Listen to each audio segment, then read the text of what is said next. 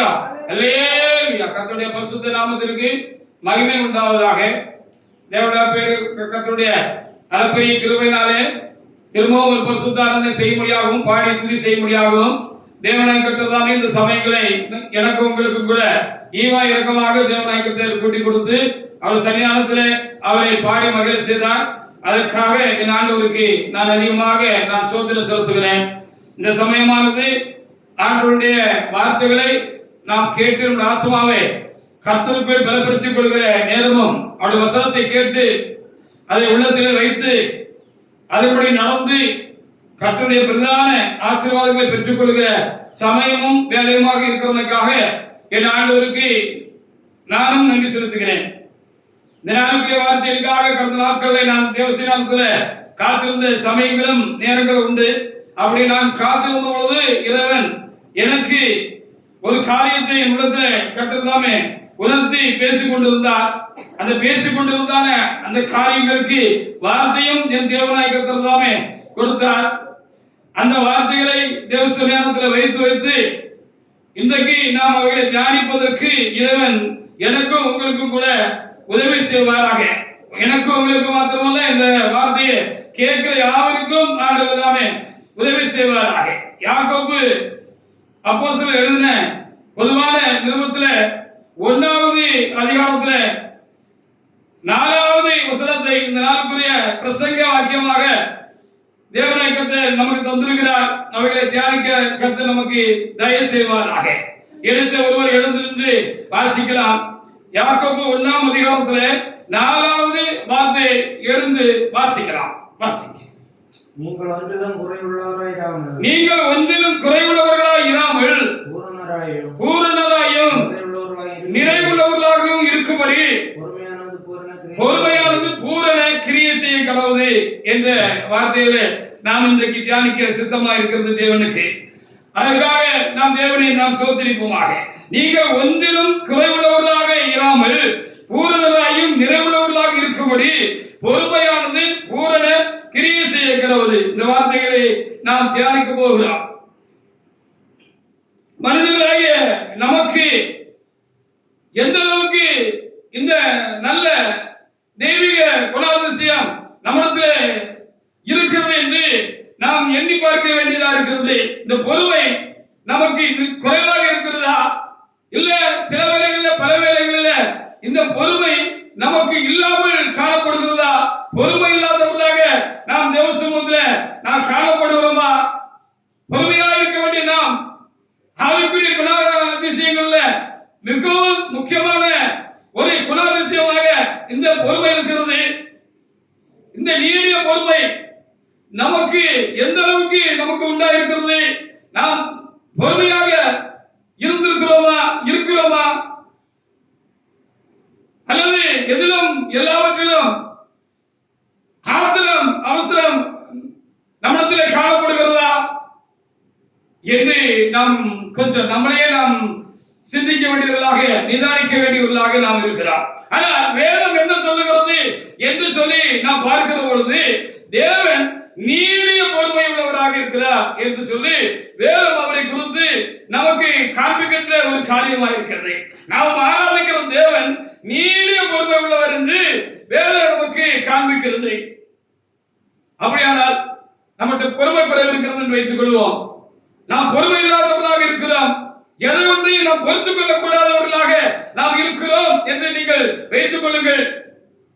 அப்போ நாம் கர்த்தரிடத்தில் அந்த பொறுமையை கற்றுக்கொள்ள வேண்டும் என்று சொல்லுகிறதை காட்டிலும் நான் இந்த பொறுமை குறித்து தியானிக்கிறவர்கள் எனக்கு அதிகமாக உள்ளத்திலே நான் உணர்ந்த ஒரு காரியம் என்ன என்று சொல்லி பார்க்கிற பொழுது தேவனிடத்தில் இதை கற்றுக்கொள்ள வேண்டும் என்று எண்ணுகிறதை காட்டிலும் சொல்லுவதை காட்டிலும் அவருடைய சமூகத்திலே தாழ்மையோடு காத்திருந்து அவருடைய பொறுமையை நமக்குள் பெற்றுக்கொள்ள வேண்டும்.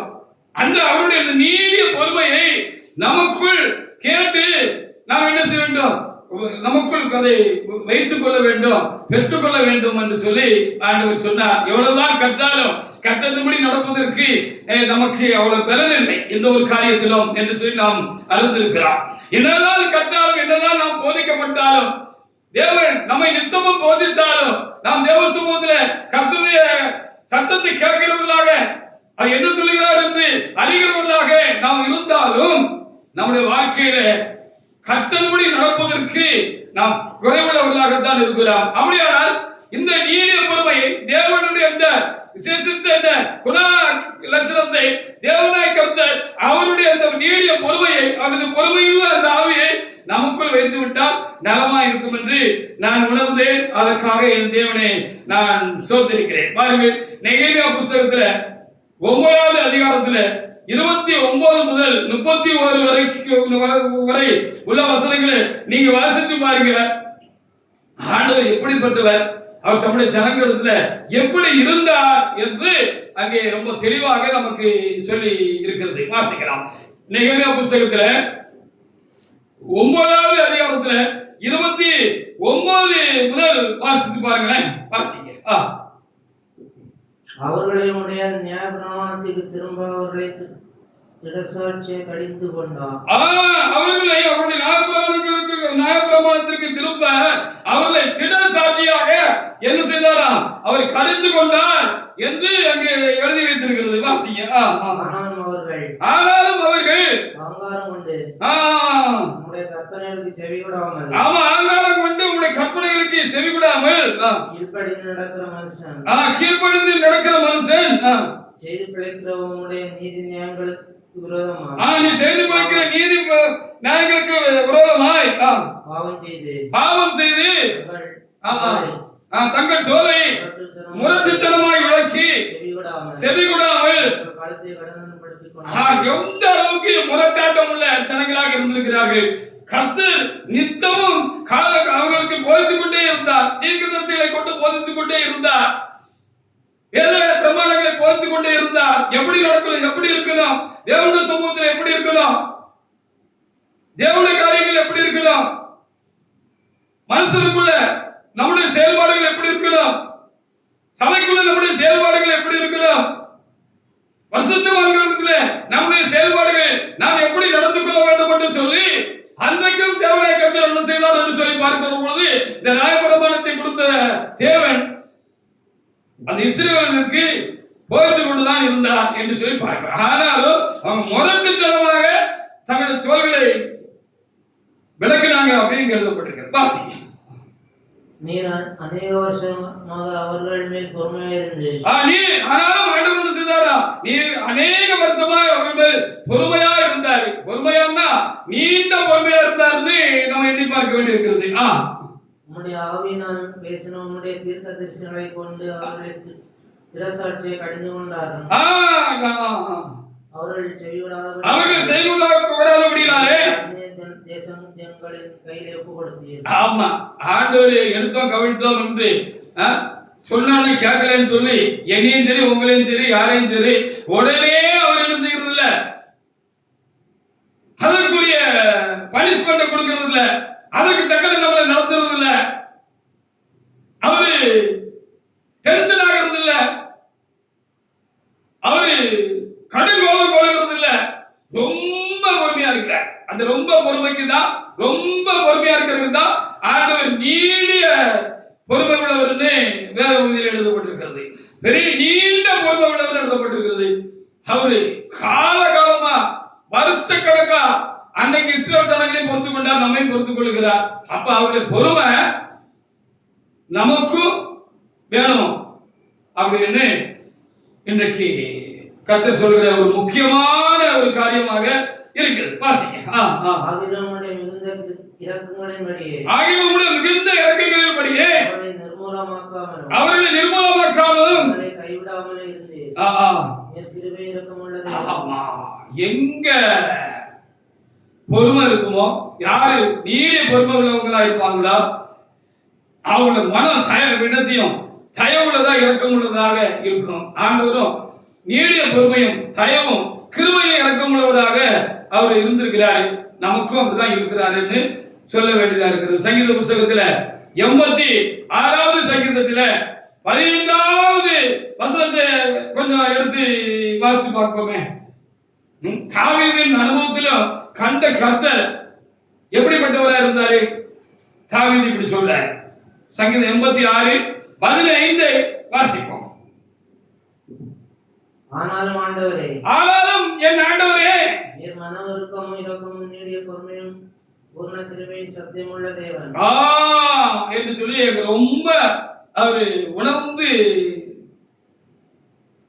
தேவனை பத்தி எழுதி வச்சிருக்கிறாரு, பாடி வச்சிருக்கிறாருன்னு நம்ம என்ன செய்ய முடிகிறது, பார்க்க முடிகிறது. ஆனாலும் ஆண்டவரே, நீர் மன உருக்கமும் இரக்கமும் நீடிய பொறுமையும் பூரண கிருபையும் சத்தியம் உள்ள தேவன் என்று நீ நம்ம மேல ஆண்டவர் வச்சிருக்கிற பொறுமை பெருசு அப்படின்னு எழுதப்பட்டிருக்கு. நீடிய பொறுமை உள்ளவர், ஏதோ ஒரு சாப்பிட்டான ஒரு பொறுமை உள்ளவர் இல்ல, கொஞ்சம் பொறுமையா இருந்துட்டு நமக்குன்னு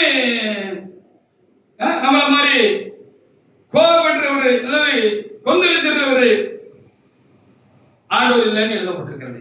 அதனாலதான் நம்ம தேவ சமூகத்துல இருக்கோம், பிழைச்சிருக்கோம். அவர் மாத்திரம் நம்மள மாதிரி ஒரு சாப்டம்பர்காரரா இருந்தாலும் வச்சுக்கிடுவோமே, முற்கோவிலா இருந்தாலும் வச்சுக்கிடுவோமே, எதை பொறுத்து கொள்ளாம கூடிய ஒரு தேவனா இருந்தாரு அப்படின்னு சொல்லி வச்சுக்கொள்வோமே. நம்ம எல்லாம் இல்ல, தேவ சமூகத்துல இருக்க முடியாது. நம்ம பிழைச்சிருக்கோம், தேவ சமூகத்துல இருக்கோம்னா நம்ம மேலே அவர் ரொம்ப பொறுமையா இருக்கிறாரு. அந்த பொறுமைக்கு நல்ல யோசிச்சு பார்த்தா நம்ம காரியத்தையும் அவருடைய காரியங்களையும் கொஞ்சம் ஒட்டி வச்சு பார்த்தோம்னா அந்த பொறுமைக்கு அளவு இருக்கா அப்படின்னு நம்ம கேட்க வேண்டியது காரியமாக இருக்கிறது. சரி, ஏசாயா புஸ்தகத்துல 48:8-9 என்ன சொல்றது? ஆண்டவருடைய இந்த பொறுமையை குறித்து. மக்களே, தேவ ஜனங்களே, நமக்கும் பொறுமை ரொம்ப வேணும். இது ஆவிக்குரிய குணமாக இருக்கிறது. நம்ம ஆவிக்குரியங்கள் சொன்னா எதுக்கெடுத்தாலும் நம்ம ஆத்திர அவசரப்படக்கூடாது, டென்ஷன் ஆகக்கூடாது.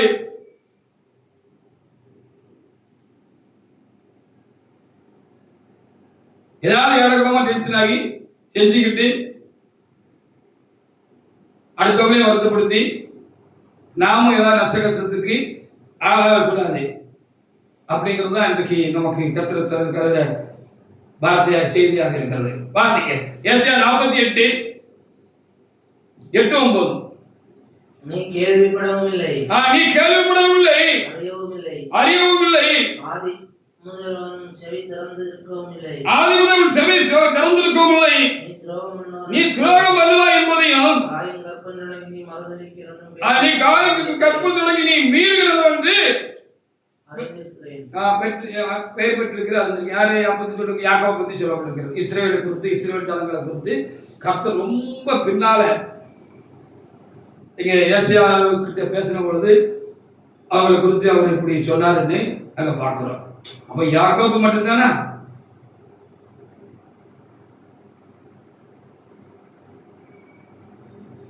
நம்மையும் ஆண்டவருக்கு தெரியும். நான் எப்படி, நீங்க எப்படி, தேவ சமூகத்தில் இருக்கிற நாம எல்லாரும் எப்படின்னு ஆண்டவருக்கு தெரியும். சொல் பேச்சு கேட்க மாட்டோம்ல, இஷ்டத்துக்கு எதையாவது நம்ம செய்யறாங்க தானே. இப்படி ஒரு நாள் நம்ம அப்படி இருக்கோம். எத்தனை நேரம் யாரை கொண்டு தேவன் போயிருந்தாலும் சரிதான், இப்படி செய்யாதீங்கப்பா, இப்படி நடக்காதீங்கப்பா, இப்படி பேசாதீங்கப்பா, கொஞ்சம் நிதானமா இருங்க, பொறுமையா இருங்க, இந்த ஆத்திர அவசரம் வேண்டாம் இதுக்குன்னு சொல்லி நம்ம கிட்ட சொன்னாலும், எத்தனை நேரம் சொன்னாலும், ஆண்டவர் நமக்கு போதிச்சாலும் ஆண்டவர் பொறுமையே நம்ம சோதிச்சிருவோம். அந்த அளவுக்கு நம்ம காரியங்கள் தான் இருக்குன்னு அடுத்த வசனத்துல சொல்லப்பட்டிருக்கு. வாசிங்க. ஆமா, கோபத்துல வெளுத்துருக்கணும் நம்ம எல்லாம். அவர் வெளுக்கல.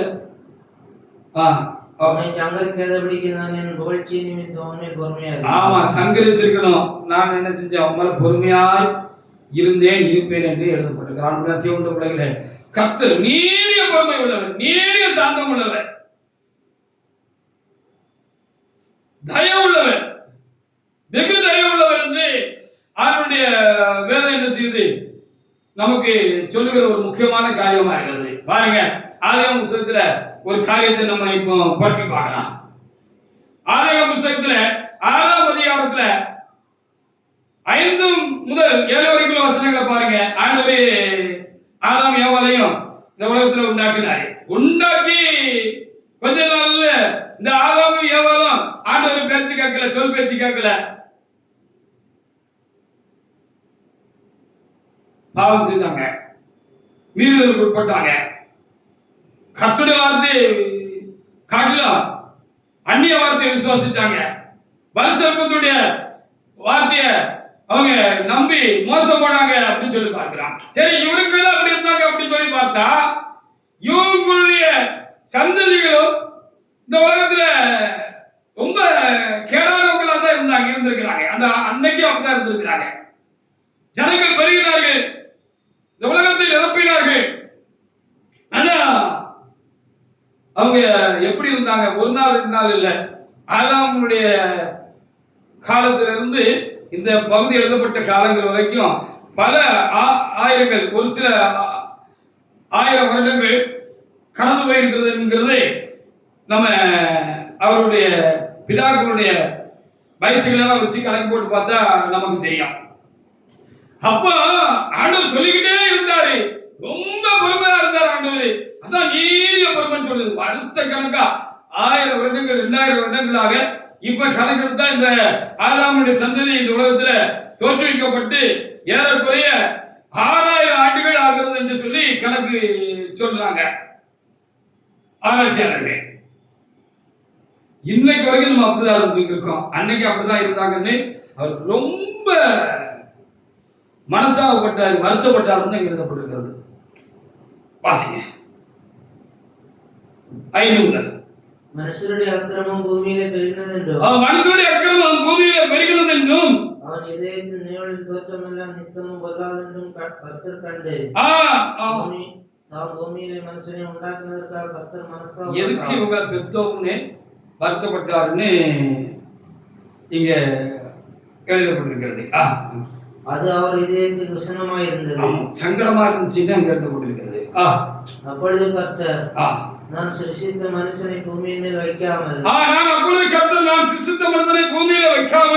மனுஷர் முதற்கொண்டு மிருகங்கள் ஊரும் பிராணிகள் ஆயுத பறவைகள் பரியந்தமும் உண்டாயிருக்கிறவர்களை நித்ரம் பண்ணுவேன், நான் அவர்களை உண்டாக்குனதுக்கு எனக்கு மனசுதான் இருக்கிறது என்றார். ஆமா, இவ்வளவு சங்கடப்பட்டாலும் அவங்களை அழிக்கிறதுக்கு அவர் கையை நின்றது ரொம்ப யோசனையா தான் இருந்திருக்கிறார்.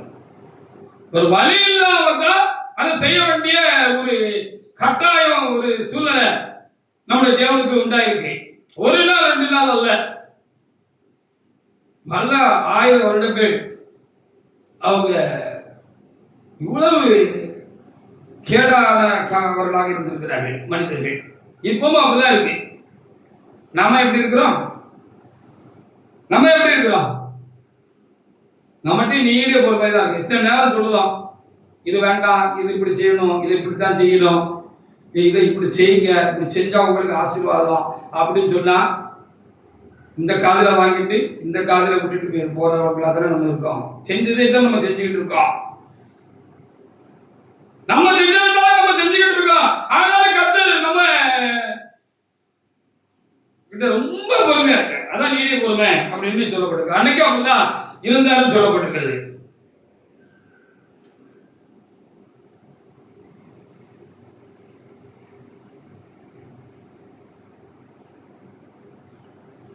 இப்படி சொல்லிட்டாரு, சொன்ன பிறகு உடனே கை நீட்டலாம் ஆண்டவர். அதான் நீடிய பொறுமை. மறுபடியும் 100 வருஷம் அவங்களுக்கு ஒரு சான்ஸ் கொடுத்தாரு, சந்தர்ப்பம் கொடுத்தாரு. அப்பவும் இந்த பாவி மனுஷர்கள் திரும்ப மாதிரி இல்ல, திருந்த மாதிரி இல்ல. எப்படி வாசி பாருங்க, ஆதியாகமம் 5ஆம் அதிகாரத்துல 32ல வாசி பாருங்க. அப்போ ஆண்டவர் நோவாவை வேலை கட்டுறதுக்கு அவரை அழைச்சாரு, அவருக்கு கட்டளை கொடுத்தாருன்னு பாக்குறான். அப்படி கட்டளை கொடுத்த பொழுது நோவாவுக்கு என்ன வயசுன்னு பார்த்தா 500 அப்படின்னு எழுதியிருக்கு. வாசிக்க. நோவாவுக்கு 500 வயதான போது ஆமா சேமுகாம் யாப்பேத் என்பவர்களை பெற்றார். அப்படி பெற்ற பிற்பாடுதான் ஆண்டவர் என்ன செஞ்சிருக்கிறாரு, அவருக்கு இப்படி ஒரு கட்டளை கொடுத்திருக்காருன்னு 6ஆம் அதிகாரத்துல நம்ம பார்க்கிறோம். சரி, வேற வழி இல்லாம தண்டிக்க வேண்டியதாயிடுச்சு இந்த மனுஷ ஜாதிய, இந்த மனுஷர்களை. அப்போ ரொம்ப பொறுமையா தான் இருக்காரு. நம்ம எல்லாரும் மேலையும், யார் மேலையும், ஒவ்வொரு மேலையும் வழி இல்லாம தான் தண்டிக்காருன்னு நமக்கு தெரியுது. அவர் ரொம்ப கவனமா நம்ம இருக்கணும் என்பதுதான் காரியமாக இருக்கிறது. இந்த பொறுமை கர்த்தர் மன்னராக நம்ம மேல் வைத்த பொறுமை, தேவனுடைய சமூகத்தில் இருக்கிறான ஊழியக்காரராக நம்ம மேல் வைத்த அந்த பொறுமை, உங்க மேல வச்ச பொறுமை எனக்கு வேணும், உங்களுக்கு வேணும். அந்த பொறுமைய நம்ம தேவனத்துல கேட்டு வாங்கி வச்சுக்கிடணும், நமக்குள்ள வச்சுக்கிடணும். அது நமக்கு ரொம்ப முக்கியங்கிறது தான் இன்றைக்கு முக்கியமான காரியமாக நம்ம பார்க்க வேண்டியது. நம்ம எந்த அளவுக்கு பொறுமையா இருக்கலாம், அதைதான் ரொம்ப சிந்திக்க வேண்டியதா இருக்கிறது. 7:11 வாசி பாருங்க. அதிகம் 7:11 வாசி பாருங்க. 100 வருஷம் திரும்பவும் அவர் ரொம்ப பொறுமையா இருந்திருக்கிறார். இதுக்கு பேர் தான் நீடிய பொறுமை. நமக்கு பொறுமை இருக்கா? நம்ம பொறுமை எந்த அளவுக்கு வேலை செய்யுது? நம்ம ஒரு நேரத்தை விட்டு மறு நேரம் நம்ம சொன்னத நம்ம ஒரு கேட்கல அப்படின்னு சொன்னா என்ன எரிச்சல், என்ன கோபம், சல்லுன்னு விழுந்துருவாங்க, மேல பாஞ்சிடலாம், கடிச்சு துப்பிடலாம், ஏத்து நிக்கிறோம்.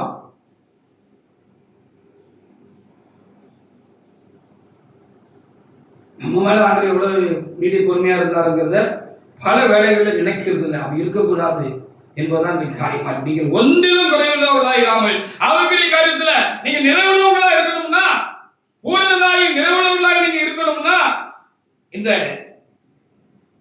பொறுமை உங்ககிட்ட பூர்ணமா கிரியை செய்யணும், இருக்கணும், நிறைவா இருக்கணும். ஆண்டுடைய பொறுமை உங்களுக்கு வேணும், கண்டிப்பா வேணும்.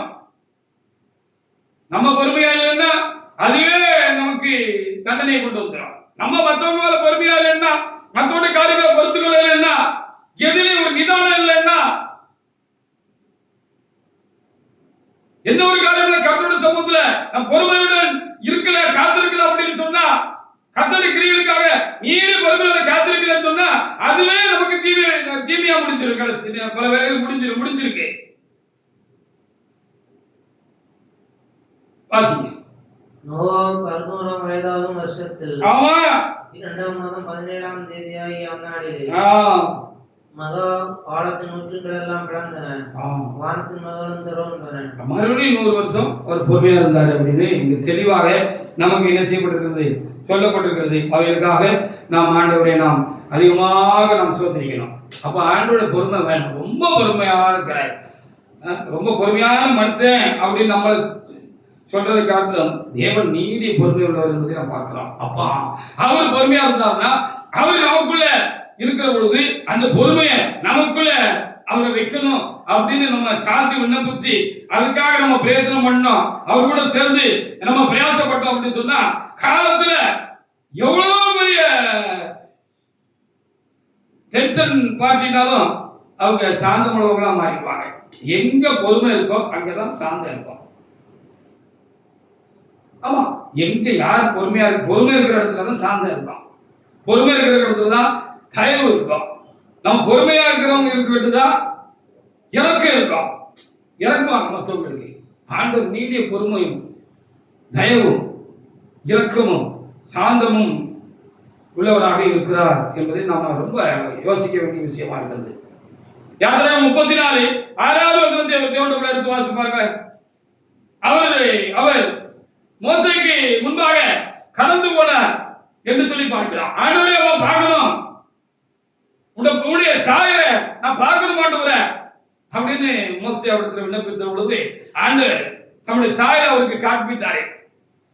அப்பொழுது அவரை கடந்து போனாரு. கடந்து போகிற பொழுது அந்த தேவனை குறித்து கர்த்தர் என்ன சொன்னார், கர்த்தர் அங்கே முறைமுறையா என்ன சொன்னார்னு அந்த புத்தகத்துல அந்த இடத்துல எழுதி வச்சிருக்கு. வாசி பாருங்க. 34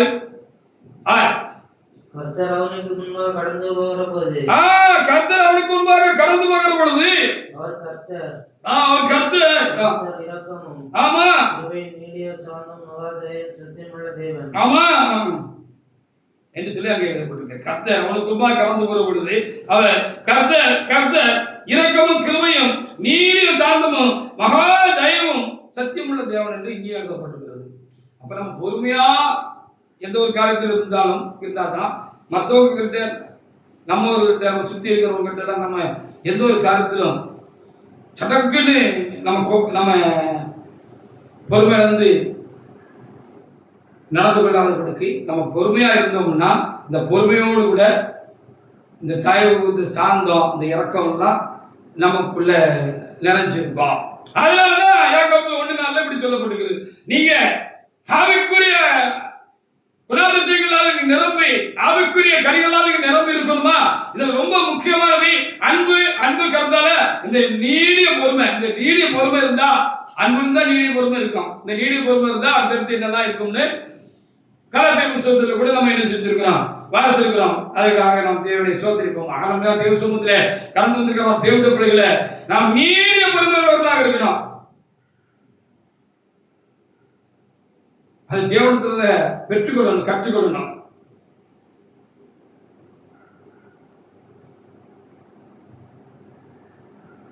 பாருங்க, நோவா காலத்துல இருந்த ஜனங்கள்கிட்ட 1000 வருடங்களுக்கு மேல 2000 வருடங்களுக்கு கிட்ட அவர் ரொம்ப பொறுமையா இருந்தாரு. மறுபடியும் 100 வருஷம் நோவா கொண்டு போதிச்சாரு.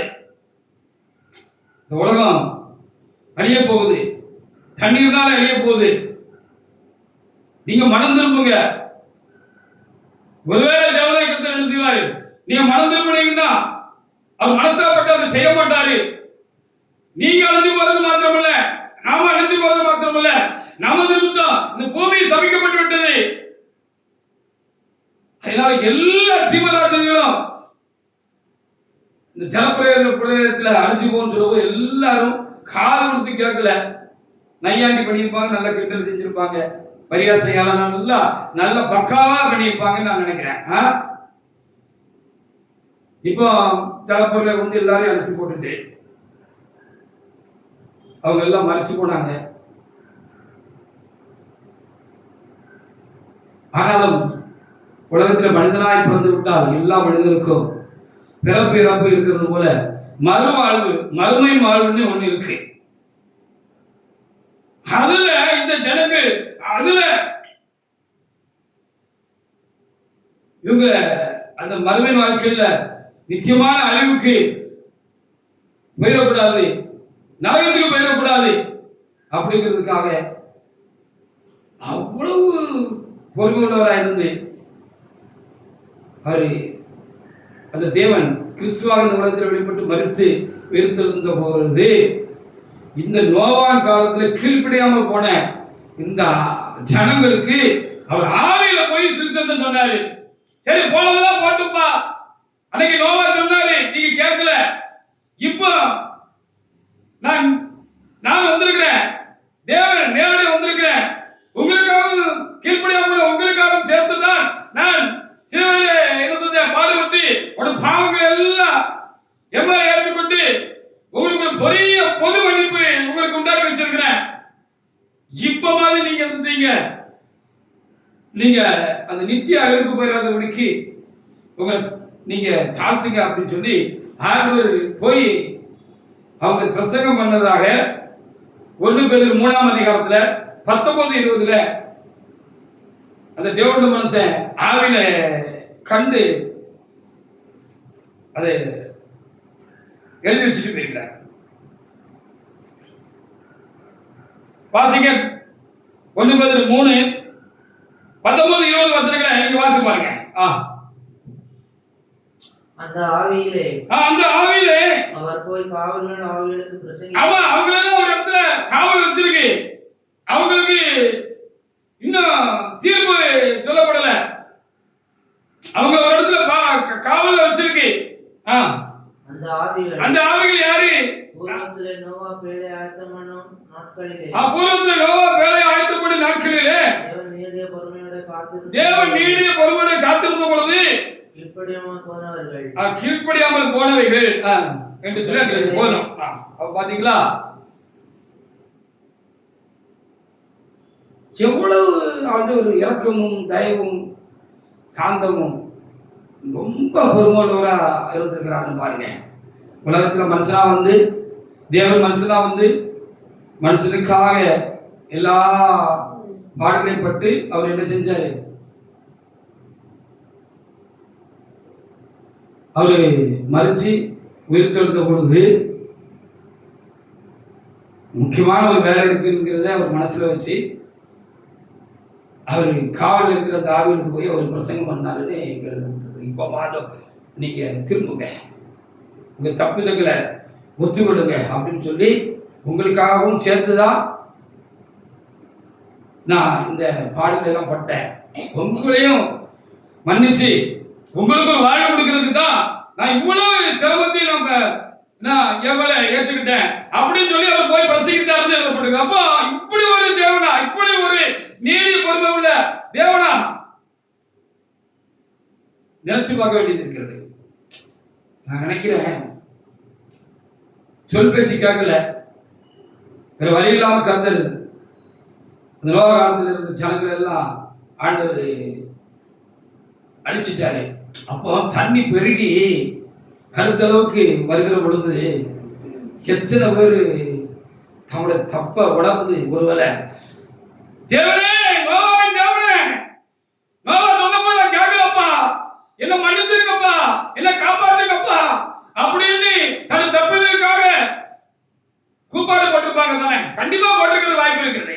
மனுஷன் அழிவு நெருங்கிற பொழுது ஒரு தண்டனை அவனுக்கு உண்டாகிற பொழுதுதான் அவன் தன்னை தப்ப பொதுவா உணர்றான். சொன்னா கேட்காதவன், எடுத்து சொன்னா கேட்காதவன்லாம் தனக்கு ஏதாவது ஒரு தண்டனை வருகிற பொழுது அது தன்னை பாதிக்கிற பொழுதுதான் அவன் தப்புக்காக மனஸ்தாபப்படுவான், கண்ணீர் விடுவான்ங்கிற மாதிரி கண்டிப்பா அன்னைக்கு இந்த ஜனங்கள் நினைச்சு திருப்பாங்க. நோக்கி கெஞ்சி கூத்தாடி இருப்பாங்க, மன்னிச்சிருக்கப்பா மன்னிச்சிருக்கப்பா அப்படின்னு. அதை ஆண்டவர் மனசுல வச்சிருந்து நித்திய அழிவுக்கு நியமிக்காம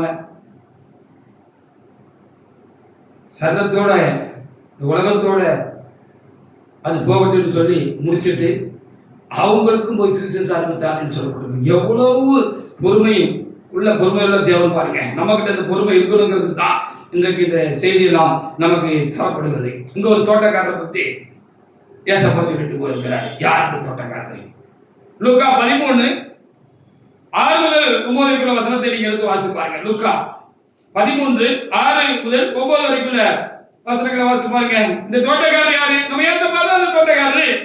அவருதான் நம்ம மறைச்சு ஓமையா சொல்லிட்டு போனாரு. தேவன் நீடிய பொறுமை உள்ளவராக இருக்கிறார். நமக்கு அந்த பொறுமை வேணும்.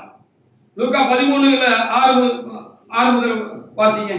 அப்பொழுது அவர் ஒரு ஓமையை சொன்னார். அவர்களுக்கு சொன்னார். எந்த அளவுக்கு நான் உங்க மேல பொறுமையா இருக்கும் தெரியுமா? ஒரு திராட்சை தோட்டத்தில் ஒரு அத்தி மரத்தை நட்டிருந்தான். ஒரு அத்தி மரத்தை நட்டிருந்தான். அவன் வந்து அதிலே கனியை தேடின போது ஒன்றும் காணவில்லை. அவன் உங்ககிட்ட ஏதாவது நல்லதனம் இருக்கான்னு சொல்லி பார்க்கலாம்னு சொன்னா நானும் தேடி தேடி பார்த்தாச்சு. வருஷம் 20 ஆச்சு, 30 ஆச்சு, தேவசம் 40 ஆச்சு, 50 ஆச்சு. நீங்க கனி உள்ள வாழ்க்கை உங்ககிட்ட இல்ல, கனி இல்ல உங்ககிட்ட. நான் தேடி தேடி பார்த்து அழுத்து போனேன். வாசிங்க. அப்பொழுது அவர் தோட்டக்காரரை நோக்கி 3 வருஷம் இந்த அத்திமரத்திலே கனியை தேடி வருகிறேன். ஆமா, உன்னையும் காணவில்லை. இதை வெட்டி போடு. நிலத்தை இவங்களை வேண்டாப்பா, இவங்களை தள்ளி போடாண்டு போடு. இருக்கிறவங்களையும் இவங்க கெடுத்து போடுவாங்க, வர்றவங்களையும் கெடுத்து போடுவாங்க. அந்த அளவுக்கு தானே அநேக விசுவாசியோட வாழ்க்கையில் ஊழியக்காரர்களுடைய வாழ்க்கை இருக்கு தேவ சமூகத்துல. நிச்சயமா இச்சை இருக்கிறவங்களையும் கெடுத்து போடுவாங்க, புதுசா வர்றவங்களையும் கெடுத்து போடுவாங்கிற மாதிரி தானே நம்முடைய செயல்பாடுகள் இருக்கிறது, நம்முடைய கிரியைகள் இருக்கிறது. கசப்பான பழத்தை தான் ஆண்டவர் கொடுத்துக்கிட்டு இருக்கிறோம். வாசி. அப்பொழுது அவன் தோட்டக்காரரை நோக்கி இதோ 3 வருஷம் இந்த அதற்கு அவன் ஐயா இந்த வருஷம் இந்த வருஷம் இருக்கட்டும் ஐயா.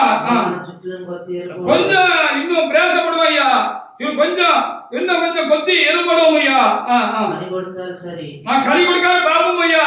கொடாவிட்டால் இனிமேல் இதை வெட்டி போட அடுத்த ஒரு வருஷம் பாப்போம் ஐயா, அடுத்த வருஷம் அப்படின்னு தோட்டக்காரர் வேண்டி கொண்டாருன்னு சொல்லப்படுகிறது. ஆமா, தேவன் நமக்காக இப்படி வேட்கை செய்கிறவராக இருக்கிறார் அப்படின்னு பார்க்கிறோம். அப்ப நம்மளும் மற்றவங்க கிட்ட எப்படி இருக்கணுங்கிறதுக்கு இது நம்முடைய வாழ்க்கையில கர்த்தர் எவ்வளவு பொறுமையா இருக்காருங்கிறதுக்கு நமக்கு தெரியும். நமக்குள்ளே எவ்வளவு பொறுமையா இருக்காரு இருந்தாருங்கிறது நமக்கு தெரியும். அப்போ மற்றவங்களுக்கும் நம்ம அப்படி இறங்கணும்ல. அப்ப நம்ம சக மனிதர்களிடத்துல நம்ம எப்படி இருக்கணும் அப்படிங்கிறத நம்மளும் கற்றுக்கணும். மத்தேயு 18ஆம் அதிகாரத்துல 25 முதல் 27 வரைக்கும் வசனங்களை நீங்க வாசிச்சு பாருங்க. 18ல அங்க ஒரு ராஜா இருந்தாரு, அல்லது ஒரு ஐஸ்வர்யவான் இருந்தாரு. அவன்கிட்ட ஒருத்தர் வேலைக்காரனா இருந்தான். அவன் அவன்கிட்ட கடன்பட்டு இருந்தான், நிறைய கடன்பட்டு இருந்தான். எக்கச்சக்கமா ஒரு பெருந்தொகைய கடனை வாங்கியிருந்தான். வட்டிக்கு மேல வட்டி உண்டாயிட்டு அவனால அடக்க முடியல. எத்தனை முறையா சொல்லி பார்த்திருப்பாரு அந்த எஜமான், அந்த ஐஸ்வர்யவான், இந்த ராஜா என்று சொல்லி பார்க்கப்படுகிறது. அவரால அத திருப்பி அடைக்க நிர்வாகம் இல்லாம இருந்தா. சரி, நீ கொடுத்து தீர்க்க மாட்ட, அதனால உனக்கு உண்டான வித்து நீயும் பொண்டாட்டி பிள்ளைகளையும்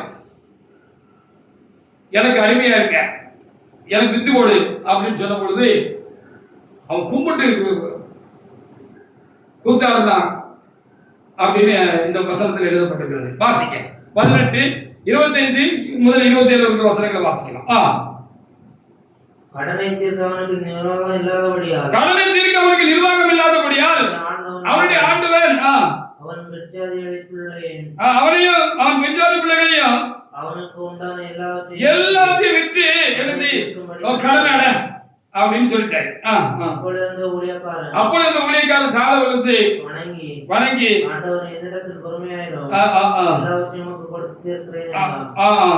அந்த ஊழியக்காரனுடைய ஆண்டவன் மனதிறங்கி அவனை விடுதலை பண்ணி, எத்தனை நேரமோ நம்மளும் இந்த மாதிரி மனதிறக்கி அவனை விடுதலை பண்ணி ஆண்டவர் எத்தனையோ முறை நம்ம தண்டிக்கப்பட வேண்டிய நம்மளை ஆண்டவர் மன்னிச்சு நம்ம கிட்ட இறக்கமா இருந்திருக்கிறார். நமக்கு ரொம்ப பொறுமையா இருந்திருக்கிறார், தயவா இருந்திருக்கிறார். அப்படிதானே? சரி, இந்த ஆள் என்ன செஞ்சான்னு ஓமையா எழுதப்பட்டிருக்கிறது. நீ இப்படி இருக்காத அப்படிங்கிறது தான் நமக்கு சொல்லப்பட்ட செய்தி. இதுல என்கிட்ட ஆண்டவர் பொறுமையா இருந்தாரு, ரொம்ப பொறுமையா இருந்தாரு. அதான் நீடிய பொறுமைன்னு சொல்லப்பட்டிருக்கிறது. பொறுமையானது பூரண கிரியை செய்ய கடவுள் என்று எழுதப்பட்டிருக்கிறது. இந்த பொறுமை நம்மகிட்ட நிறைஞ்சிருந்துச்சுன்னா, இந்த ஆண்டவருடைய பொறுமை, அந்த நீடிய பொறுமை நம்ம கிட்ட நிறைஞ்சிருந்துச்சுன்னா எல்லா நல்ல காரியங்களும் நம்ம கிட்ட நிறைஞ்சிருக்கும். நீ ஒன்னும் குறைஞ்சிருக்க மாட்ட. நீ ஒரு பூரண புருஷனாக இருப்ப, நிறைவுள்ளவனாக ஆண்டவருடைய பாதத்தில் இருப்ப, நீ அநேகருக்கு பிரயோஜனமா இருப்ப. பிரயோஜனமா இருக்கணும் அப்படின்னு தான் செய்தி இன்னைக்கு நமக்கு சொல்லுற காரியம். 28 முதல் தொடர்ந்ததுல நீங்க வாசி பாருங்க 30 வரைக்கும். ஆனா இந்த மனுஷன் இருந்தா இவ்வளவு மாதிரி நம்ம இருக்கோம். நம்ம எவ்வளவோ தப்பு பண்றோம், தவறு பண்றோம். திரும்ப திரும்ப ஆண்டவர் சொல்றாரு, அதை கேட்கறது இல்ல. ஆனா நம்ம இடத்துல, நம்ம கூட இருக்கிறவங்க குடும்பங்கள்ல, மனைவி பிள்ளைகள் இடத்துல நம்ம கடின முகம் காட்டுறோம். கட்டா முட்டாளு வந்துருந்தோம், ரொம்ப கடினமாக காட்டலாம், ரொம்ப கடுமையா நடந்து கொள்ளலாம்.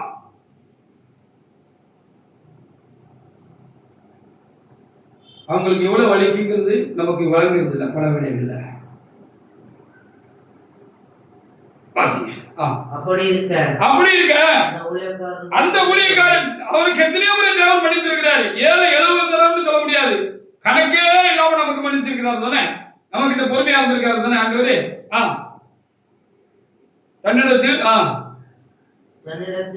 100 வெள்ளி பணம் கடன்பட்டவனாகிய தன் உடன் வேலைக்காரன் ஒருவனை கண்டு அவனை பிடித்து தொண்டையை நெரித்து, நீ பட்ட கடனை எனக்கு கொடுத்து இருக்க வேண்டும் என்றான். அப்பொழுது அவனுடைய உடன் வேலைக்காரன் அவன் காலில் விழுந்து பொறுமையா இருக்கும், எல்லாவற்றையும் கொடுத்து எல்லாரும் நான் கொடுத்து தீர்த்துறேன் எஜமானே ரொம்ப விழுந்து கேட்டான். அவனை வேண்டிக் கொண்டான். அவனோ சம்மதியாமல் போய் அவன் பட்ட கடனை கொடுத்து தீர்க்குமளவும் அவனை காவலே போடுவித்தான். இவனுக்கு இருந்த பெரிய கடனை இவனை ஆண்டவன் மன்னிச்சுட்டாரு. ஆனா இவனுக்கு கீழே இருந்தவங்களுடைய காரியத்தை இவனால மன்னிக்க முடியல. இப்படிதானே நம்ம இருக்கிறோம். ஏன் அவங்கள பொறுத்துக் கொள்ளக்கூடாது? ஏன் அவங்கள பொறுத்துக் கொள்ளக்கூடாது? அவருடைய தப்பிதங்களை நாம் ஏன் பொறுத்துக் கொள்ளக்கூடாது? அவருடைய அறியாமைகளை புத்தியினங்களை நாம் ஏன் பொறுத்துக் கொள்ளக்கூடாது? அதை பொறுத்துக் கொள்ள ஏன் நம்மால் பல வேளைகளில் முடிகிறது இல்லை? பொசுக்களி நமக்கு ஏன் கோபம் வந்துருது? நம்ம மனைவி அவங்களுக்கு விரோதமாக எழுப்புகிறது.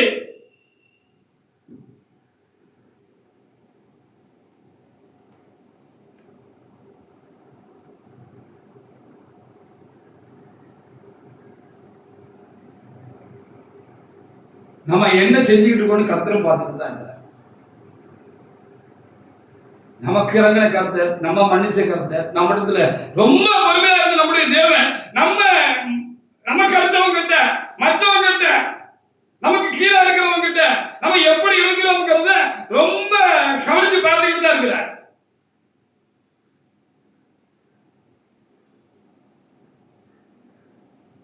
முப்பத்தி 31 வாசி பாருங்க.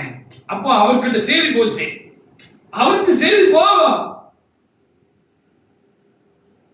அவருக்கு செய்தி போகும். வாசிங்க. நடந்தது அவனுடைய உடல்நிலைக்காரன் கண்டு மிகவும் துக்கப்பட்டு ஆண்டவரிடத்தில் வந்து நடந்ததெல்லாம் சொல்லி ரொம்ப சங்கடப்பட்டு இருக்கான். நம்மளும் என்ன செஞ்சுக்கிட்டு இருக்கோம், எப்படி இருக்கோம், நம்ம ஒரு இடத்துல கர்த்தர் பார்த்துட்டு தான் இருக்காங்க.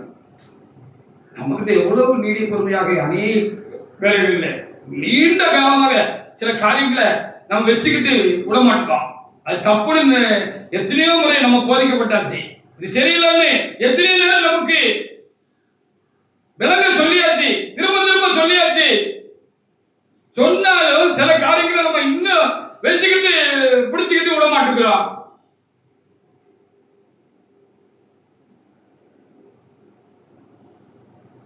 தப்பு கேட்டு தண்டனை இன்னும் நமக்கு வரல. சரி, நாளைக்கு பார்ப்போம் அப்படின்னு கர்த்தர் நம்மளை விட்டு வச்சிருக்காரு தானே. எத்தனை விஷயத்துல நம்ம சொல்லலாம். நமக்குள்ள எத்தனை தீமைகள் நமக்குள்ள இருக்கு, எத்தனை பலவீனங்கள் நமக்குள்ள இருக்கு, எத்தனை அறியாமைகள் நமக்குள்ள இருக்கு.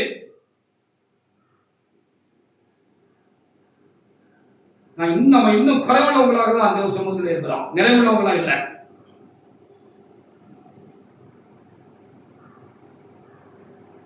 பொறுமையா இருந்தா நம்முடைய ஆத்மாவை காத்துக்கொள்ளலாம், நம்முடைய ஆவிக்குரிய ஜீவத்தை காத்துக்கொள்ளலாம், நம்ம காத்துக்கொள்ளலாம். பொறுமை இழந்துட்டோம், பொறுமை இல்லை, பொறுத்து கொள்ள முடியாதவர்களா இருக்கோம் அப்படின்னு சொன்னா நம்ம ஆத்மா நஷ்டப்பட்டு போவோம். அப்படி லூக்கா 21:19 எழுதப்பட்டிருக்கிறது. வாசி பாருங்க. லூக்கா 21:19 எடுத்து வாசி பாருங்க. பொறுமை இல்லைன்னா ஒண்ணு இல்லை. தேவனுடைய மனுஷனா இருந்தாலும் சரிதான், ஆவிக்குரியவர்கள் என்று சொல்லிக் கொண்டவர்தான், கண்ணா வச்சா காட்சி தான், தரிசனம் தான், சொப்பனம் தான். நான் கர்த்தருடைய சத்தத்தை கேட்கிறேன், அவரை நான் தரிசிக்கிறேன், அவரை பார்க்கிறேன் அப்படின்னு ஒரு காரியம் நம்மகிட்ட இருக்குன்னு சொல்லி நமக்குள்ளே ஒரு எண்ணம் இருந்தாலும் மெச்சுக்கொண்டாலும் சொல்லலாம். பொறுமையாக இல்லை, நம்ம பொறுத்துக் கொள்ளக்கூடியவர்களாக இல்லை அப்படின்னு சொன்னா எல்லாம் வீண், வேஸ்ட்.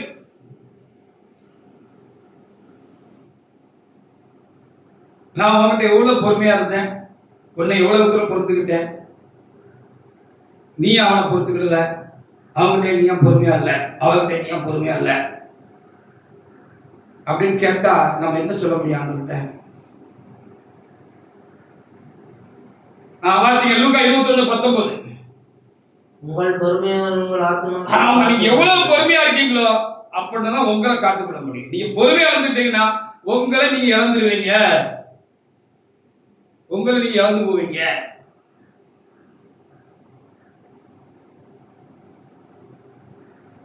உங்களை நீங்க இழந்து போவீங்க. உங்களுடைய ஆத்ம வாழ்வு நஷ்டப்பட்டு போகும். நீங்க பொறுமையா இல்லைன்னு சொன்னா உங்களுடைய ஊழியம் நஷ்டப்பட்டு போகும். நீங்க பொறுமையா இல்லைன்னு உங்க ஊழியமே நஷ்டப்பட்டு போகும்.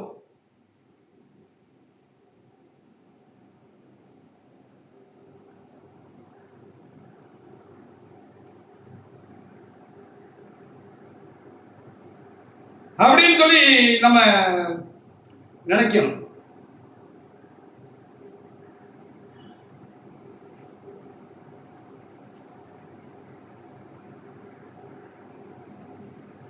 பெருமை உள்ளவனை காட்டிலும் பெருமை உள்ளவன் உத்தமன் அப்படின்னு சொல்லி பிரசங்கி புத்தகத்துல எழுதியிருக்கிற வசனம்.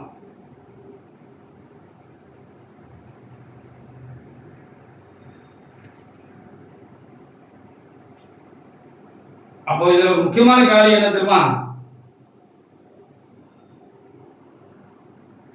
பெருமை இருக்கிறவங்கிட்ட பொறுமை இருக்காதுன்னு அர்த்தம்.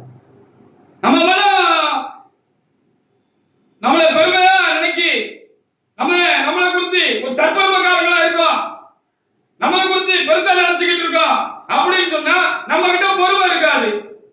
எங்க தாழ்மை இருக்கிறதோ அங்கதான் பொறுமை இருக்கும்.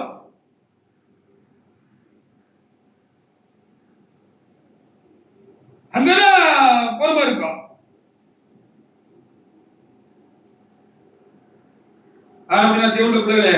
ரொம்ப ஒரு காரியத்தின் ஆரம்பத்தை காட்டலாம், ஒரு முடிவு நல்லது. பெருமை உள்ளவனை காட்டலாம் பொறுமை உள்ளவன் உத்தமன் என்று பிரசங்கில இருக்கு. எங்க இருக்குன்னு எடுத்தவங்க வாசிக்க பார்ப்போம். வாசிக்கலாமா?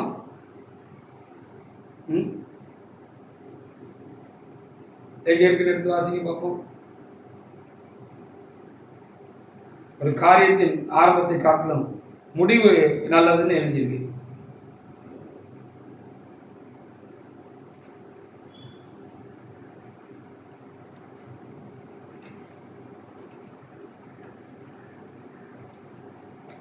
பிரசங்கி 7ஆம் அதிகாரத்துல 8வது வசனம்.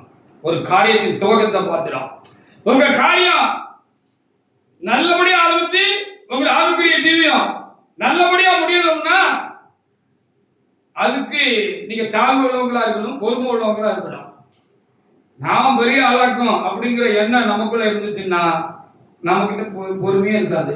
சட்டார்னு மற்றவங்களை பாஞ்சுக்குவோம், கோவப்படுவான், மற்றவங்களை பொறுத்து கொள்ள மாட்டான், நம்மளை பெருசா நினைப்போம், மற்றவங்கள ரொம்ப அற்பமா சீப்பா நினைப்பான். நம்ம கிட்ட இருக்கிற முதுகுல இருக்கிற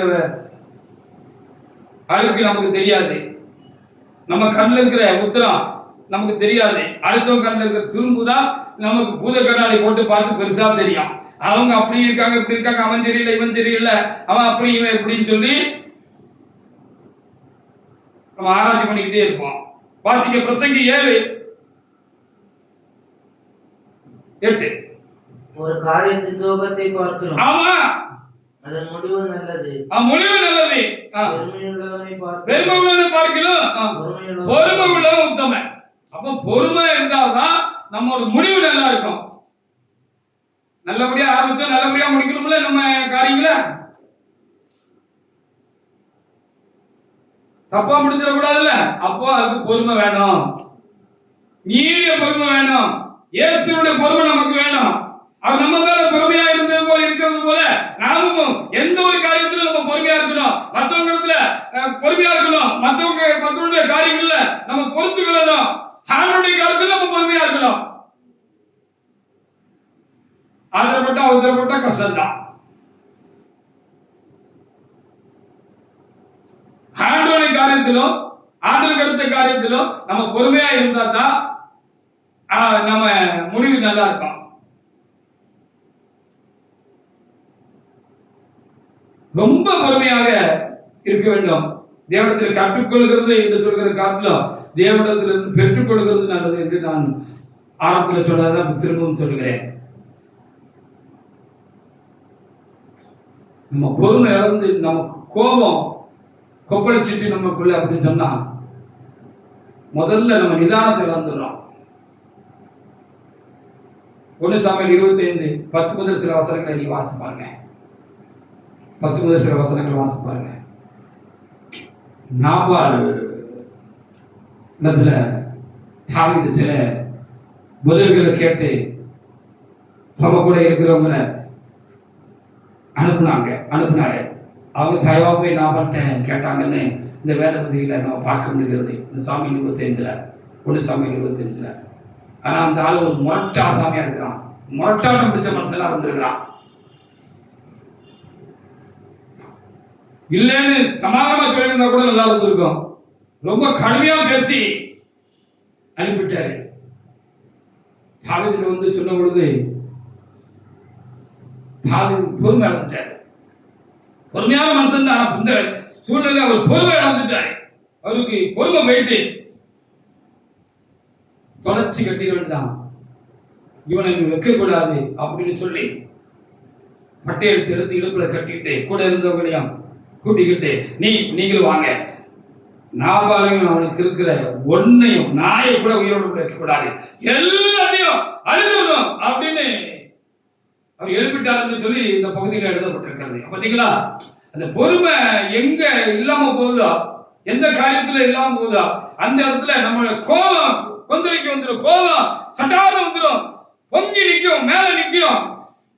நிதானத்தை முதல்ல நம்ம இழந்துருவோம். அப்புறம் அது தப்பா தான் முடியும். வாசித்து பாருங்க. 1 சாமுவேல் 25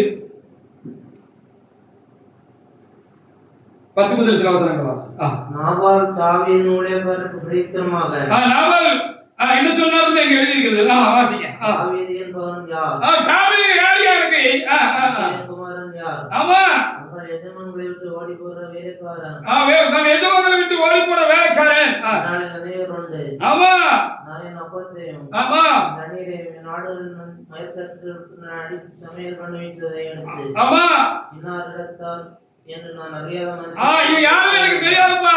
இவன் யாரு? இவன் தாவீதின் வாலிபர். ஆமா, தங்கள் வழியே திரும்பி மறுபடியும் அவனிடத்தில் வந்து வார்த்தைகளை எல்லாம் அவனுக்கு அறிவித்தார்கள். ஆமா, இப்படி ரொம்ப மோசமா இங்க திட்டி அனுப்பிட்டான் மனுஷன். ரொம்ப மோசமா நடந்துட்டான் இந்த நாபாலு. நமக்கு எவ்வளவு தாவீது நம்ம அவருக்கு உபகாரமா இருந்தோம்னு இந்த பகுதியில் எழுதப்பட்டிருந்தது.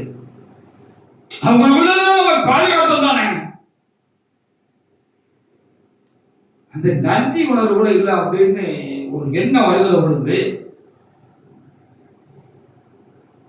பொறுமை இல்லாம போயிடும். பொதுவா தாவீது மாத்திரம் விட நமக்கும் போயிடும். அப்போ தாவீது நிதானத்தை விட்டுட்டு அப்படியா சொன்னா சரி, கர்த்தருடைய சமுத்திரம் ஒப்பா, கர்த்தர் பார்த்துக்கிறாரு அப்படின்னு சொல்லி இருந்திருக்கணும். ஆனா பொறுமை போயிட்டு, பொறுமை இல்லை. பொறுமைக்கு எல்லை உண்டுவாங்க, பொறுமைக்கு எல்லை இருக்கக்கூடாது. ஹல்லேலூயா, தேவனுடைய பொறுமைக்கு எல்லையே இல்லை. நிதானத்தை விட்டுட்டாரு. அருவாளுக்கு எடுத்துட்டு வெட்டணும்னு போயிட்டாரு. 1 சாமுவேல் 25 32 முதல் சில வசனங்கள் வாசிப்பாங்க. அபிகாயில் அந்த நாபாலுடைய மனைவி வந்து அவரை தரமட்டும் பணிஞ்சு குடிஞ்சு அவர்கிட்ட ரொம்ப பணிவா வேண்டிக் கொண்ட பொழுது அவர் தான் திரும்ப அவருக்கு அந்த கோப வேஷம் அப்படி இறங்கி அவருக்குள்ள ஒரு நிதானம் திரும்ப வந்திருக்குது. எவ்வளவு பெரிய தப்பு பண்ண இருந்தோம். பெண்ணு மூலமாக, இந்த ஸ்ரீ மூலமாக நம்மளை கர்த்தர் பாதுகாத்துக்கிட்டார் அப்படின்னு ஆண்டவருக்கு நன்றி சொல்றாருன்னு சொல்லப்படுகிறது. நம்ம ரொம்ப பொறுமையா இருக்கிறோம்னு நினைக்கிறோம். நம்ம பொறுமை காணாதுன்னு நான் நினைக்கிறேன். அப்போ ஆண்டவரே, என்னுடைய பொறுமையை நான் இழந்து விடாதபடிக்கு என்ன நீ ரொம்ப தகவா இருக்கணும் ஆண்டவரே. எந்த நேரத்துல எனக்கு பொறுமையை நான் விட்டுருவேன் எனக்கு தெரியாத ஆண்டவரே. சூழ்நிலை தாக்கத்தினால உபத்திரவங்களினால பைபிள் என்ன சொல்லப்படுகிறது? உபத்திரத்தில் பொறுமையா இருக்க சொல்லப்பட்டிருக்கிறது. ரொம்ப நெருக்கப்படுகிற பொழுது, ரொம்ப தாக்கப்படுகிற பொழுது, ரொம்ப சில என்னை ரொம்பவும் மோசமா நடத்துகிற பொழுது, பேசுகிற பொழுது உங்களுடைய பொறுமை எனக்கு எல்லாம் போயிடக்கூடாது ஆண்டவரே, எனக்கு காத்துக் கொள்ளுங்க ஆண்டவரே. எந்த நேரத்துல இது இல்லாம போகும்னு மனுஷன் நான் சொல்ல முடியாது அப்படின்னு சொல்லி நம்ம எப்போ இந்த பொறுமைக்காக தேவனத்துல நம்ம வேண்டிக் கொள்கிறவர்களாகவே இருக்கலாம்.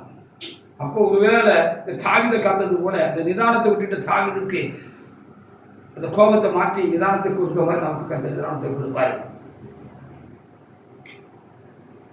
இந்த கோப வேஷத்துல நிதானம் இழக்கிற பொழுது நம்ம என்ன பேசுறோம், என்ன சொல்றோம், என்ன செய்யறோம்னு நமக்கே தெரியாது.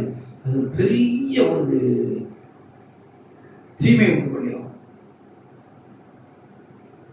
அதுக்கப்புறம் ஒருத்தருக்கு என்ன செய்ய முடியும்?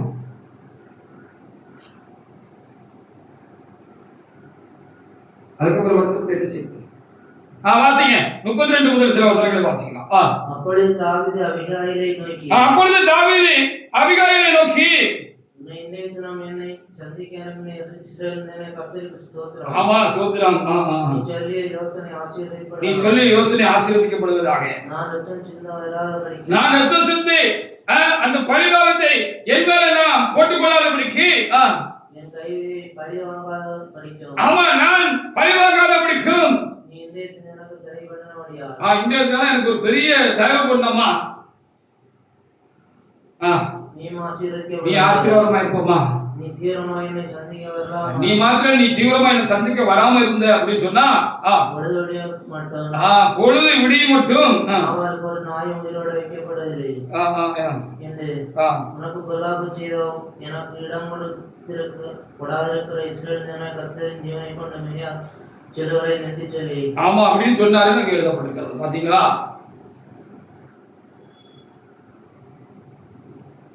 நம்ம பொறுமையா இருக்கிற மாதிரி தெரியுது. எந்த அளவுக்கு நமக்குள்ள பொறுமை இருக்கு, தேவனுடைய நீதிய பொறுமை நமக்குள்ள எந்த அளவுக்கு உருவாகி இருக்கு, உண்டாயிருக்கு அப்படின்னு நம்மளால கணிக்க முடியல. நம்மளை குறித்து நம்மளால நிதானிக்க கணிக்க முடியல. ஆனால் நான் தேவனுடைய பிள்ளைகள நம்ம பொறுமையா இருக்கணும்.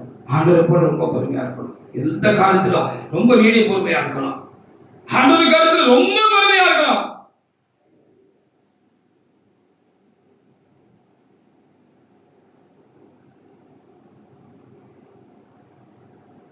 நம்ம பொறுமையை விட்டுறாதபடிக்கு ஆண்டவர் நமக்குள்ள அந்த மேலான ஆசீர்வாதத்தை எப்பவும் காத்து வச்சுக்கணுங்கிறது தான் நம்ம இப்ப செய்ய வேண்டிய முக்கியமான காரியமா இருக்கிறது. அப்படி நம்ம பொறுமையா இருக்கிறதுக்கு தேவனால் இறக்கப்பட்டுட்டோம், தயவுப்பட்டுட்டோம். அந்த கிருபை நமக்கு உண்டாயிட்டு ஆண்டவருடைய பொறுமை நமக்குள்ள காக்கப்பட்டுட்டு அப்படின்னு சொன்னா நம்ம பூர்ண புருஷன் தான். நம்ம கிட்ட யாரும் எந்த குற்றத்தையும் குறையும் என்ன செய்ய முடியாது, காண முடியாது. நம்ம தேவனுக்கு பிரயோஜனம் உள்ளவங்களா இருப்போம். நம்ம சார்ந்தவர்களுக்கும் எல்லாருக்கும் நம்ம பிரயோஜனம் உள்ளவங்களாக நம்ம இருப்போம். அப்படிங்கிறது தான் இன்றைக்கு நமக்கு செய்தி.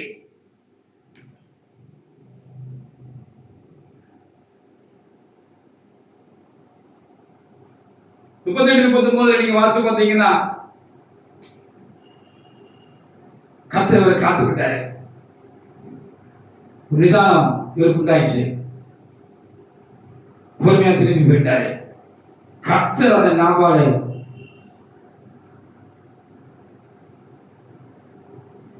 பாதிச்சாரு. அவன் கர்த்தர் அவன் அந்த மனுஷன் அடிச்சு போட்டாருன்னு பைபிள் எழுதியிருக்கிறது. நம்ம பொறுமையா போயிட்டோம்னா, இன்னொரு காலத்துல நம்ம பொறுமையா போயிட்டோம்னா கர்த்தர் தலையிடுவாரு. இல்லன்னா நம்ம குதிச்சுட்டோம் எழுப்பிட்டோம் பொறுமையா விட்டுட்டோம், யாரு மேல யாருக்கு அடுத்த காரியத்துல எந்த ஒரு காரியத்துல அப்படின்னு சொன்னா கர்த்தர் தலையிட மாட்டாரு. ஏன்னா நீதான் நீதி வழங்கிட்டிய, நீதான் நீதி செஞ்சுட்டிய.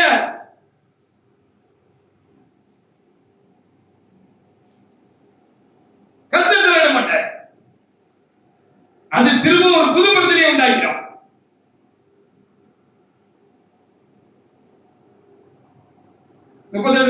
வாசிங்க. கர்த்தர் நாபாலை வாதித்ததினால் 10 நாளைக்கு அவன் செத்தான். அவன் 10 நாள்ல அவனுக்கு அவன் மனசுக்குள்ளே ஒரு வாரணம் உண்டாகி அவன் செத்து போனான் அப்படின்னு இங்க எழுதியிருக்கிறது. இந்த நாவலை குறித்து எழுதப்பட்டிருக்கிறது. மனுஷனுடைய கோபம் தேவனுடைய நீதியை நடப்பிக்க மாட்டாதே என்று யாக்கோபு எழுதியிருந்தானே. தேவனுடைய நீதி நம்முடைய வாழ்க்கையில நிறைவேறணும் அப்படின்னா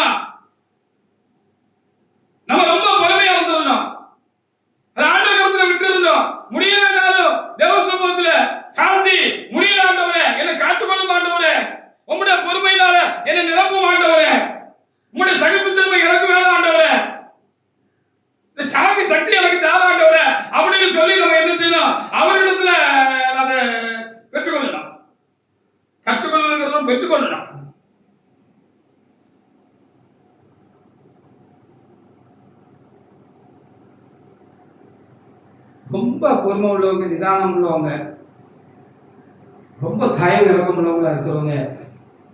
அப்படிப்பட்ட நியாய தீர்ப்பு ஒருவருக்கு உண்டாகிற பொழுது நல்லா வேணும் அப்படின்னு ஒரு நாளும் அவங்களுடைய உள்ளம் சொல்லாது, சந்தோஷப்பட மாட்டாங்க. அப்படி ஒரு நியாய தீர்ப்பு உண்டாகிற பொழுது அவர் என்ன செய்வாங்க அப்படி சொல்லி பார்க்கிற பொழுது, வேண்டாண்டவரே, போதுமாண்டவரே, நிறுத்திக்காண்டவரே, விட்டுறீங்காண்டவரே அப்படின்னு அந்த மனுஷனுக்காகவும் ஜெபம் பண்ணுவாங்க. ஏன்னா இவங்க இது கர்த்தருடைய நீடிய பொறுமை இவங்களுக்குள்ள கர்த்தர் வச்சிருக்கிறார்ல, அதோடு கூட இந்த நீடிய சார்ந்த அந்த தயவு, இந்த இறக்க குணம் எல்லாம் அவங்களுக்குள்ள இருக்கும் தானே. அதனால கர்த்தர் ஒருவரை தண்டிக்க கைய வாங்குற பொழுது இவங்க குறுக்க வந்துருவாங்க. இது ஒரு பெரிய ஆசீர்வாதமான காரியம். இரக்கம் இல்லாதவர்களுக்கு இரக்கம் இல்லாத நியாய தீர்ப்பு கிடைக்கும்னு யாக்கோபு சொல்லி வச்சிருக்கிறார். யாக்கோபு புத்தகத்தில் எழுதியிருக்கு. இறக்கங்களா இருந்தவங்க சொன்னா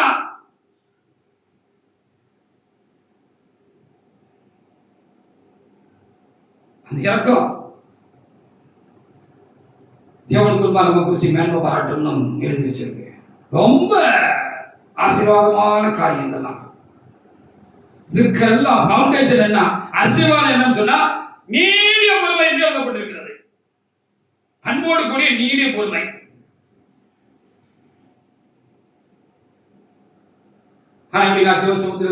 பிள்ளைகளே, நாம் ஆவிக்குரியவர்கள் என்பதை நம்முடைய பொறுமையினால் தான் நாம் அதை உறுதி செய்து கொள்ள வேண்டும். நமக்குள்ள நம்ம உறுதி செய்து கொள்ளணும்.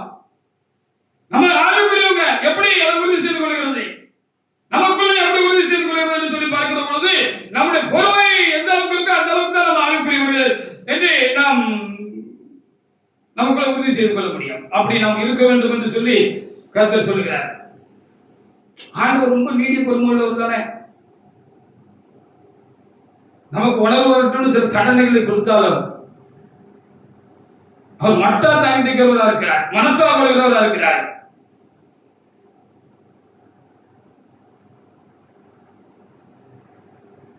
போது நிறுத்திட்டு சொல்ல தேவனாக இருக்கிறார்.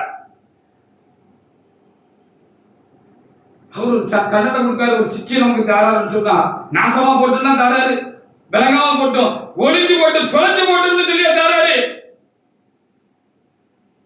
நம்ம பக்குவப்படணும், நம்ம திருந்தணும், நம்ம ஆசீர்வதிக்கப்படணும், நம்ம மேன்மை அடையணும். அப்படிங்கிறது தான் அப்படிப்பட்ட காரியங்களை அவரை செய்யறாரு, அனுமதிக்கிறாரு என்று சொல்லி நம்ம பார்க்கிறோம். ஆத்திரக்காரனுக்கு புத்தி மட்டு அப்படின்னு ஒரு பழமொழி உண்டு தானே. புத்தி வேலை செய்யாதுன்னு அர்த்தம். ஆத்திரம் வந்துட்டுனா புத்தி வேலை செய்யாது.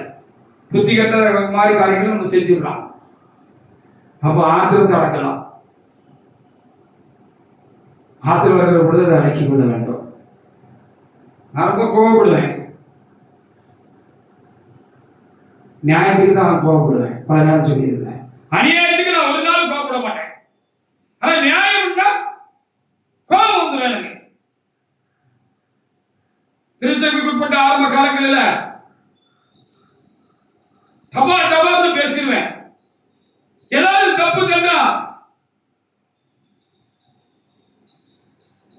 சகோதர மத்தியில காணப்படுவது அப்படின்னு சொன்னா டபான்னு பேசிடுவேன், கோபம் வந்துடும்.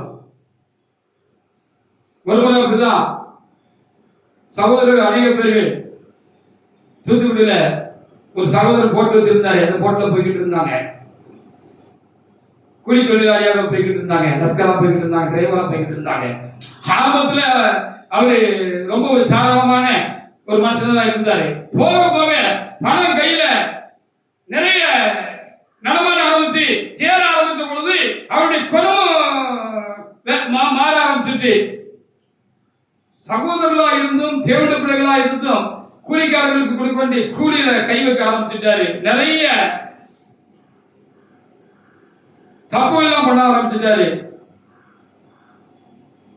அதை கேட்டுட்டு இந்த சகோதரர்லாம் கலந்து வந்து அங்கே அன்னைக்கு ஊழியை செய்து கொண்டிருந்த ஊழியக்காரத்துல ரொம்ப வருத்தமா சொல்லிட்டு இருந்தாங்க. நானும் அவங்க கூட அந்த சூழ்நிலையில் உட்கார்ந்துருந்தேன். டக்குன்னு எனக்கு கோபம் வந்துட்டு, என்னையா நீங்கள் ஆளுக்க இவ்வளவு அநியாயம் பண்ணியிருக்காங்க அந்த மனுஷன், கொஞ்சம் கூட தேவனுக்கு பயப்படாம கூலிக்காரங்களுக்கு கூலியில் அநியாயம் பண்ணியிருக்கான். நீங்க இங்க வந்துட்டு ஐயா இப்படி அப்படியா சொல்லிக்கிட்டா இருக்கீங்க. நானா இருந்தேன்னு சொன்னா நாடுக்கடல்ல ஓட்ட போட்டு தாத்துட்டு வந்துருவேன் அப்படின்னு சொன்னான். ஹல்லேலூயா.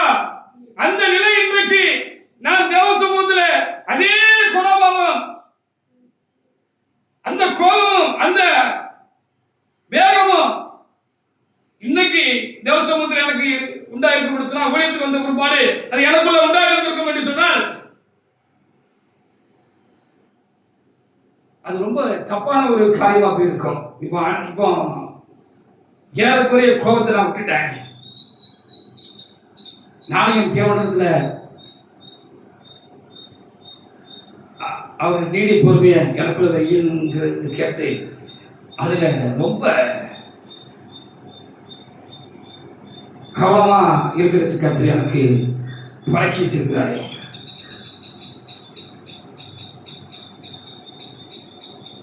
கர்த்தருடைய பொறுமை எனக்கு வேணும்னு சொல்லி நான் தேவ சமூகத்துல நான் அதிகமாக எனக்குள்ள நான் வேண்டி இருக்கிறேன், முயற்சிக்கிறேன், பிரயாசப்படுறேன். நான் கோபத்தை பொதுவா நான் விட்டு பிள்ளைகளிடத்துல விட்டு தேவஜனங்களிடத்துல விட்டு ரொம்ப காலமாச்சு. சில காரியங்களுக்கு ஒரேடியா கோபப்படாமல் இருக்க முடியாது. உங்கள் நன்மைக்காக வேணா கோபப்பட்டிருக்கலாம். காரணம் இல்லாம நான் ரொம்ப கோபப்படுறது கிடையாது. நியாயமான காரியங்கள் கூட கோபப்படுறது கிடையாது. விட்டுட்டேன். கடைசியா ஒரே வாழ்க்கை தான் என்னுடைய கோபம் வெளிப்பட்டுக்கிட்டே இருந்தது. மனைவி இடத்துல தான். அது நியாயமான காரணங்கள் தான். ஆனால் கர்த்தர் என்னை நிதானிக்க வச்சாரு. கோபப்படுறதுனால என்ன பிரயோஜனம்ங்கிறத அப்படி திருப்பி பார்க்க வச்சு நிப்பாட்டிட்டு என்னை அப்படி நோக்கி பார்த்த பொழுது நான் யோசனை பார்த்தேன். அது எதிர் விளைவுகளை தான் உண்டு பண்ணியது ஒழிய நல்ல விளைவுகளை உண்டு பண்ணலை அப்படிங்கிறத கர்த்தர் எனக்கு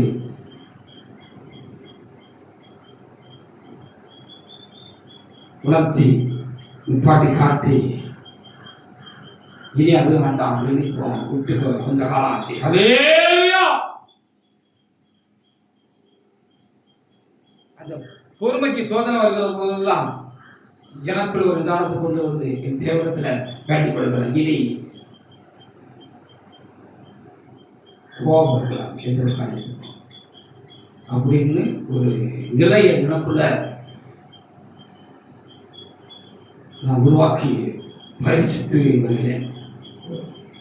கர்த்தர் எவ்வளவு ஒரு பொறுமையுள்ளவா இருந்தார் தம்முடைய ஜனங்களிடத்துல, என்னிடத்துல, உங்களிடத்துல, ஒவ்வொரு இடத்துல, எந்த ஒரு காரியத்திலும், எல்லா காரியத்திலும், எல்லா சூழ்நிலையிலும், ஒரு நாள் ரெண்டு நாள் காலகாலமா வருஷக்கணக்கா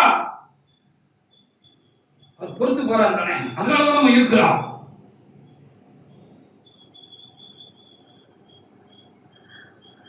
அப்படின்னு எனக்குள்ளேயே அந்த முயற்சியை ரொம்ப தீவிரமாக்கிட்டு இருக்கேன். நீதிமொழிகள் 27:4 வாசி பாருங்க.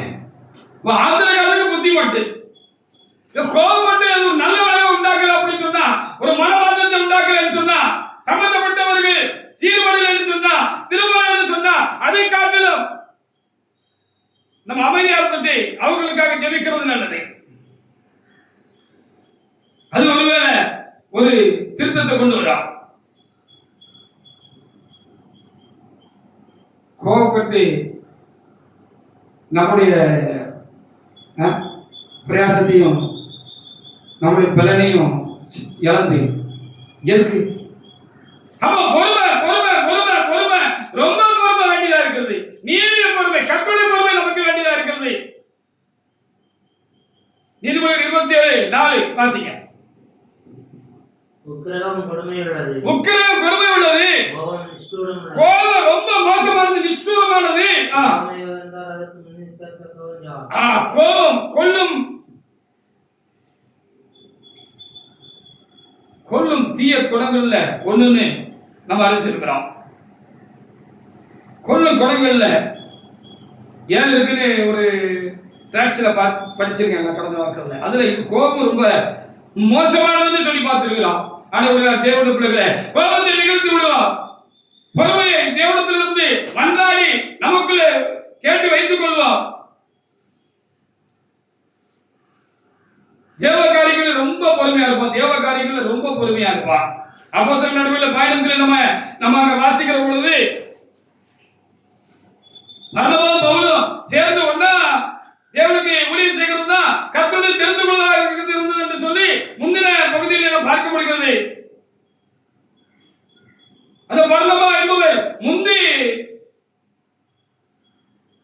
கிறிஸ்துவுக்குட்பட்டவராக இருந்தார். இந்த பவுல் பிந்தி கிறிஸ்துவுக்குட்பட்டவராக இருந்தார். ரெண்டு பேரையும் சேர்த்து ஊழியம் செய்வதற்கு கர்த்தர் ஆசீர்வதித்து வைத்திருந்தார். ஒருவேளை அந்த பர்னபா என்கிற அந்த தேவனுடைய மனுஷனுக்குள்ள நமக்கு இவருடைய மூத்தவர் இருக்கிற ஒரு சிந்தை அவருக்குள்ள இருந்திருக்கலாம். அதனால இவர் சொல்லி நம்ம என்ன கேட்கறோம்னு சொல்லி ஒரு கட்டத்துல ஒரு காரியத்துல அவங்களுக்குள்ள இந்த 37 நீங்க வாசிச்சீங்கன்னா ஒரு காரியம் நடந்ததுன்னு சொல்லி நம்ம அங்க பார்க்க முடிகிறது. அதனால ஒருத்தர் விட்டு பிரிந்து போயிட்டாங்க. தேவ சித்தம் அங்க தடைபட்டு போச்சு. பர்னபா அத இழந்து போனாரு. அப்போ தேவ காரியங்களில் எதா இருந்தாலும் சரிதான் ரொம்ப பொறுமையா இருக்க வேண்டியது இருக்கிறது. கர்த்தருடைய சித்தத்துக்காக ரொம்ப பொறுமையா நம்ம காத்துக்க வேண்டியது. சங்கீதம் 40:1 வாசித்து முடிக்கலாம். ஆனால் தேவ சமூகத்திலே கலந்துற தேவனுடைய பிள்ளைகளே, யாக்கோபு 1:4 சொன்னது போல நாம் எல்லாம் ஒன்றிலும் குறைவுள்ளவர்களாக எல்லாவற்றிலும் நிறைவுள்ளவர்களாக தேவ சமூகத்திலே நல்ல ஒரு ஆவிக்குரிய மனிதர்களாக நாம் தேவ சமூகத்திலே நாம் காணப்பட வேண்டும் என்று சொன்னால் நமக்கு பொறுமை பூர்ணமாக வேணும்.